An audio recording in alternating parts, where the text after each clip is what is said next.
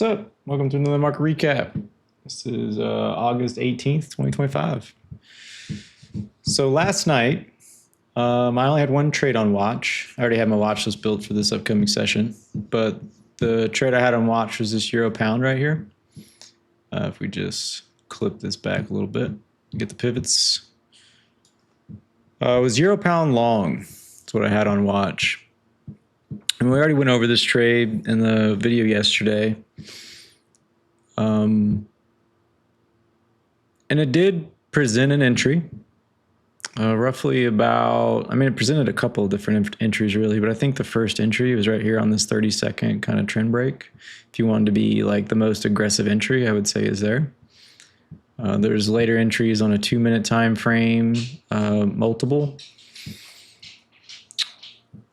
But I chose to stay out of this trade based off of pretty much the 10-minute time frame when my alert triggered for the entry. What I mean is, let's go back in time here real quick. And what I was basically seeing for a potential entry on this trade, looking at this 10-minute time frame, was that price is obviously broke out. It's starting to trend, looking for a pullback to the pivot, the EMAs, like a 10-minute ACB essentially to take this long. But what we got instead was this price action where it came down, it retested this, long-term trend line, bounced off of it, came back, retested that low again, bounced up, and then came down and broke that double bottom essentially. So with a strong break back below the double bottom as well as the EMAs here. So to me, this is now looking like a trend reversal on a 10-minute time frame and starting to look like a CBO. It's looking like a wave 3 CBO on your 10-minute, which is counter trend to how I would like to take this trade. It's starting to look like a short instead of a long based off the 10-minute time frame at the time of entry right here. So I'm watching it as this entry right here occurs, trying to see what price action would kind of do, how it would develop. And I watched this entry. I don't really like this 10-minute, 10-minute, 2-minute type of price action. The 4-hour at that time, is looking like it's rejecting this area and could potentially be a pullback here further. 1 hour still looks okay. But the 10-minute time frame is what really kind of sketched me out of this trade. So I chose to stay out. Now, if we fast forward, obviously the trade played out. If I would have taken that entry, it would have worked. And we'll just get our pivot back here. And this trade ended up having my favorite pattern to trade, like a double bottom. Go back to the 10-minute, blow it up so you can see it. Like a double bottom, a strong break, a pullback, retest, and follow through.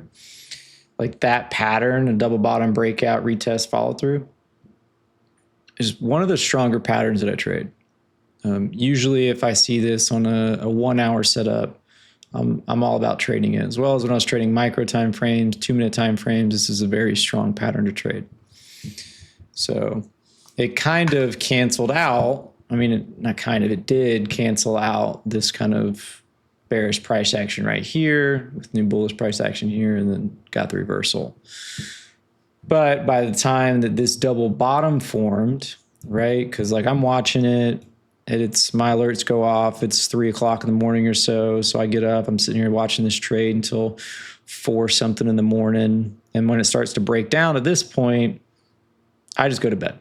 So I'm going to bed and I'm asleep at the time that it's sitting here doing all this kind of price action, as well as pulling back, forming this double bottom here, and then breaking out. So if I was awake and available, I probably would have taken a trade off of this double bottom, either on a 2-minute kind of break of this overall trend, or a 30-second if I want to be really aggressive. But realistically, didn't need to be aggressive here from a position Size. That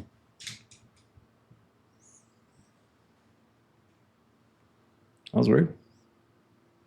Lost my camera. But yeah,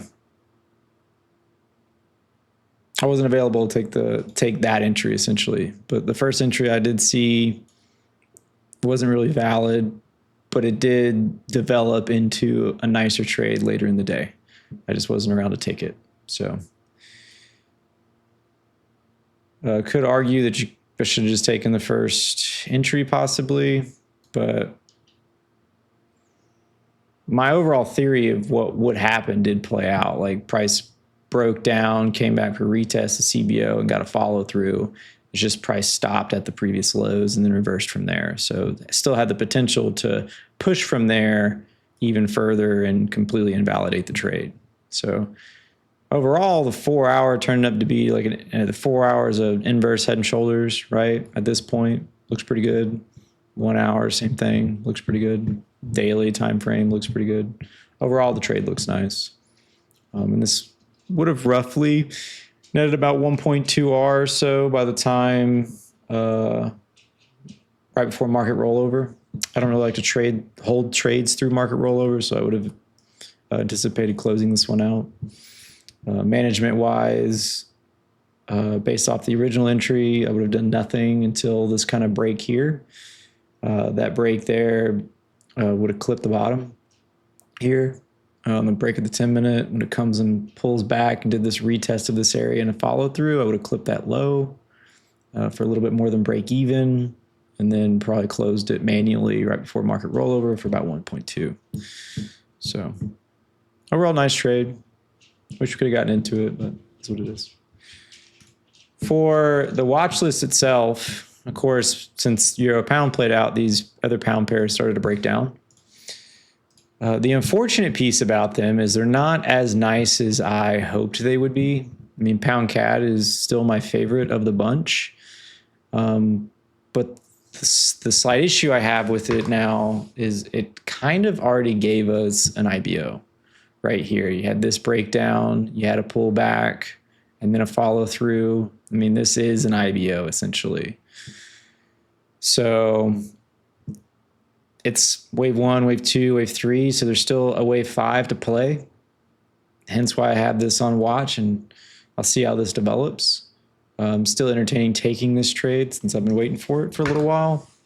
But I think the nicer trade could end up being playing some like wave 2 or wave 4, just depending on things, off of S1 area, because on all of these pound pairs, that S1 lines up pretty nicely with your 4 hour 50.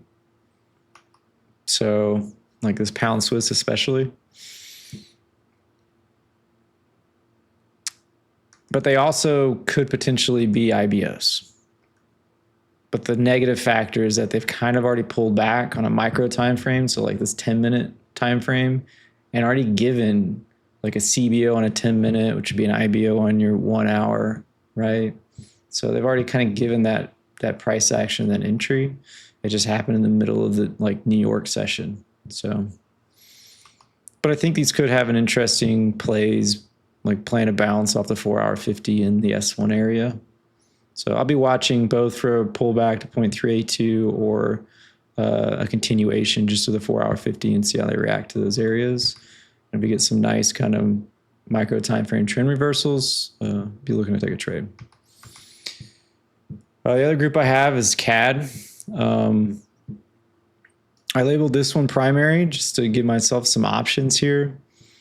It did break this overall trend line. 4 hour looks okay. 1 hour looks okay.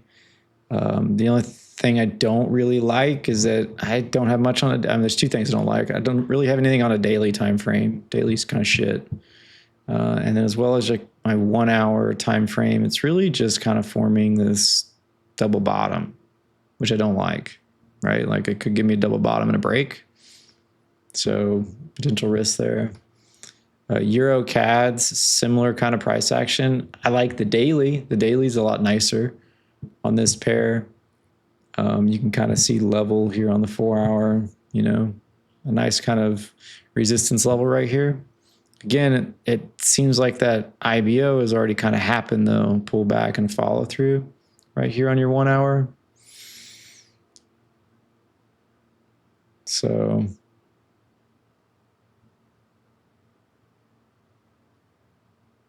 yeah, and then you have this trend line that's essentially in the way.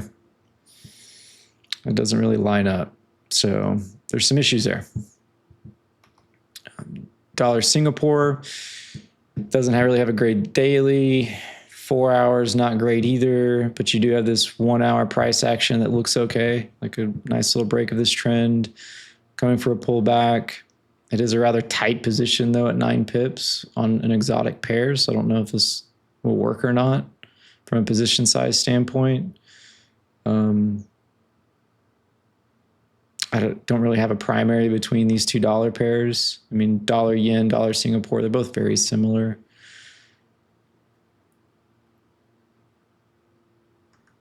So just something to watch. But probably likely won't take a trade on either one of these pairs. And then I have 2 Mexican pairs, so Euro Mexican and Pound Mexican. I've never really traded either one of these pairs before, but I like the overall price action here on Euro Mexican. You can see this level that's been previously respected multiple times here. If I blow up this 4 hour a little easier, right? So it's been respected here, here, here, coming back, another rejection there, as well as back here. So an interesting level it's bouncing off of. You have a clear kind of wave 1 breakdown of the previous trend coming back for a retest. So an IBO, looking to play wave 3. But again, on the 10-minute time frame, it kind of looks like that has already kind of played out. Like you have this pullback here on the 10-minute, which is a CBO, which would be an IBO on your 1 hour, and you have a follow through. So, and this kind of happened the last hour of the day or so. So there's some options tonight, essentially, but they all kind of got some problems. There's nothing that's like clear cut. All right, this is the trade to take. It's going to be just how these things develop throughout the next couple of sessions. Likely, I'm going to assume probably this Pound Singapore, or maybe this Aussie CAD, or either one of these dollar pairs will probably move first since they're usually move during the Asian session, but then these other pound pairs during London may move. So I don't know.